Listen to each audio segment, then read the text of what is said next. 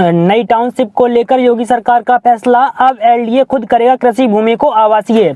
नई टाउनशिप के विकास के लिए योगी सरकार ने बड़ा फैसला लिया है। अब लखनऊ विकास प्राधिकरण को कृषि भूमि को सीधे आवासीय भूमि में बदलने का अधिकार मिल गया है। अब एलडीए खुद कृषि भूमि को आवासीय करेगा।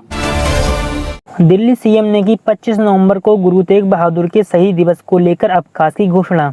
दिल्ली की मुख्यमंत्री रेखा गुप्ता ने गुरु तेग बहादुर जी के 350वें शहीदी दिवस के अवसर पर 25 नवंबर को सार्वजनिक अवकाश की घोषणा की है। उन्होंने कहा, गुरु साहिब के साहस, करुणा और धार्मिक स्वतंत्रता के संदेश हमें सदैव प्रेरित करते रहेंगे। गुरु तेग बहादुर सिखों के 9वें गुरु थे। उनका जन्म 1621 को अमृतसर पंजाब में हुआ था।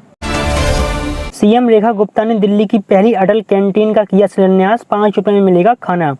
दिल्ली की मुख्यमंत्री रेखा गुप्ता ने शुक्रवार को तिमारपुर इलाके में पहली अटल कैंटीन का शिलान्यास किया। अटल कैंटीन में जरूरतमंदों को 5 रुपए में पौष्टिक ताजा भोजन मिलेगा। सीएम ने बताया कि पहली अटल कैंटीन का उद्घाटन पूर्व प्रधानमंत्री अटल बिहारी वाजपेयी की जयंती के मौके पर 25 दिसंबर को होगा। छठा साल भी नहीं बढ़े यूपी में बिजली के दाम, ग्रीन एनर्जी टैरिफ भी हुआ सस्ता। योगी सरकार ने उपभोक्ताओं को बड़ी राहत दी है। यूपीईआरसी ने वित्त वर्ष 2025-26 के लिए बिजली दरें बिना बदलाव के जारी की हैं। इस बार ग्रीन एनर्जी की तरफ एक और कदम बढ़ाते हुए ग्रीन एनर्जी टैरिफ को भी सस्ता कर दिया गया है। लाइफलाइन, ग्रामीण मीटर्ड और प्राइवेट ट्यूबवेल कंज्यूमर को पहले जैसी सब्सिडी जारी रहेगी। 1 दिसंबर से 3 मार्च तक रद्द रहेंगी कई ट्रेनें, देखें सूची। भारतीय रेल के पूर्व मध्य रेलवे ने 1 दिसंबर से लेकर 3 मार्च तक के लिए कोहरे की वजह से कुल 24 ट्रेनें रद्द करने का फैसला किया है और उसकी लिस्ट शेयर की है। रद्द की गई ट्रेनों में कई चंडीगढ़, दिल्ली, अमृतसर, प्रयागराज, कोलकाता, बरौनी, अंबाला, पूर्णिया, बिरंगाना, लक्ष्मीबाई, झांसी और देहरादून से चलने वाली हैं। भारत ने अपने नाम किया पहला ब्लाइंड महिला टी20 विश्व कप। भारतीय महिला ब्लाइंड क्रिकेट टीम ने पहला टी20 विश्व कप खिताब अपने नाम कर लिया है। भारतीय महिला टीम ने फाइनल में नेपाल को 7 विकेट से हराकर ट्रॉफी अपने नाम की।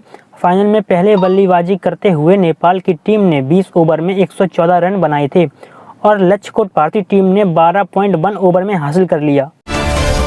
एमपी में सरकारी अस्पताल के पलंग पर आराम फरमाते कुत्तों का वीडियो हुआ वायरल। खंडवा एमपी के एक सरकारी अस्पताल में मरीजों के बिस्तर पर आराम कर रहे कुत्तों का वीडियो वायरल हो गया है। मामला सामने आने पर कलेक्टर ने हस्तक्षेप के बाद विकासखंड चिकित्सा अधिकारी की ड्यूटी पर तैनात सफाई कर्मी को पद से हटा दिया है। वहीं बीएमओ को नर्सिंग ऑफिसर को 7 दिन का वेतन काटने का आदेश दिया है। पीएम मोदी के साथ मैथिली ठाकुर की आपत्तिजनक एआई तस्वीर व वीडियो को लेकर दर्ज हुआ केस। प्रधानमंत्री नरेंद्र मोदी के साथ सिंगर और बिहार के नवनिर्वाचित बीजेपी विधायक मैथिली ठाकुर की आपत्तिजनक एआई जनरेट तस्वीर और वीडियो ऑनलाइन सर्कुलेट होने के बाद बिहार पुलिस ने केस दर्ज कर लिया है। दरभंगा साइबर थाने की पुलिस वह अग्रिम कार्रवाई कर रही है। वहीं जिस फेसबुक प्रोफाइल से तस्वीर शेयर की गई थी वह डिलीट हो गई है। यूपी एनसीआर में ऑटो रिक्शा पर बैन, योगी सरकार द्वारा प्रदूषण नियंत्रण की बड़ी पहल। योगी सरकार ने यूपी एनसीआर में प्रदूषण कम करने के लिए ऑटो रिक्शा पर चरणबद्ध प्रतिबंध लागू किया है। गौतम बुद्ध नगर और गाजियाबाद में डीजल ऑटो पूरी तरह बैन, जबकि बागपत में 31 दिसंबर 2025 तक प्रतिबंध लागू होगा।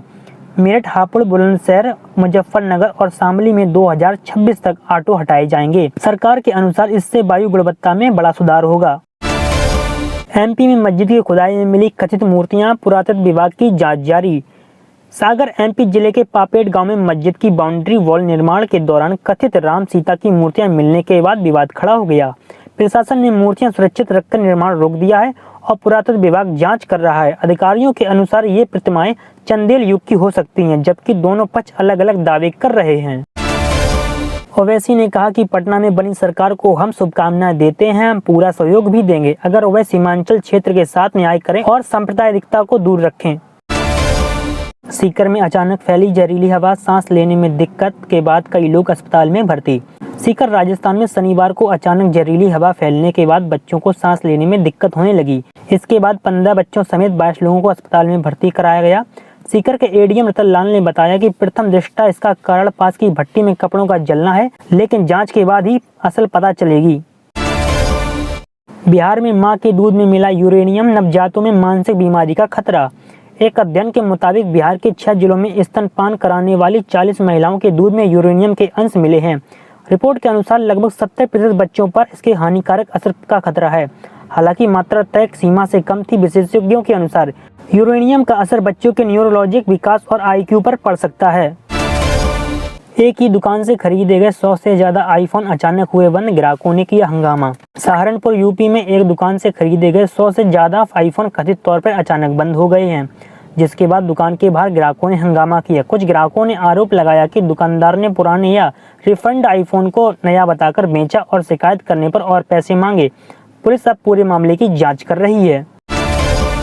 न्यूयॉर्क में मेयर बन सकता है भारत में मुसलमान यूनिवर्सिटी का VC नहीं बन सकता, अरशद मदनी। जमीयत उलमाए हिंद के अध्यक्ष मौलाना अरशद मदनी ने एक कार्यक्रम में कहा कि लंदन या न्यूयॉर्क जैसे बड़े शहरों में मुसलमान मेयर बन सकते हैं, लेकिन भारत में मुसलमान किसी यूनिवर्सिटी का VC नहीं बन सकता। उन्होंने कहा मुसलमान अपाहिज हो गया है और खत्म हो गया है। मदनी की इस बयान के बाद उनकी काफी आलोचना हो रही है। यूपी में आसमान से गिरी बर्फ की सिल्ली, बाल बाल बचे लोग। बदायूं यूपी में रविवार सुबह 9 बजे आसमान से बर्फ की सिल्ली गिरने का दावा किया गया है। घटना के समय लोग ईंट भट्टे पर काम कर रहे थे, जो बाल बाल बच गए। बर्फ का टुकड़ा 20 से 25 किलो का बताया जा रहा है। प्रशासन मामले की जांच करवा रहा है। इसे देखने के लिए आसपास के ग्रामीणों की भीड़ जुट गई। नए लेबर कोड में महिलाओं को समान वेतन व बिना भेदभाव का अधिकार। नए लेबर कोड में महिलाओं को समान काम के लिए समान वेतन का कानूनी अधिकार मिला है और भर्ती या नौकरी की शर्तों में भेदभाव पूरी तरह प्रतिबंधित है। महिलाएं अब अपनी सहमति से रात की पाली में काम कर सकती हैं, जहां सुरक्षा, परिवहन व निगरानी की जिम्मेदारी नियोक्ता की होगी। मातृत्व लाभ को भी मजबूत किया गया है।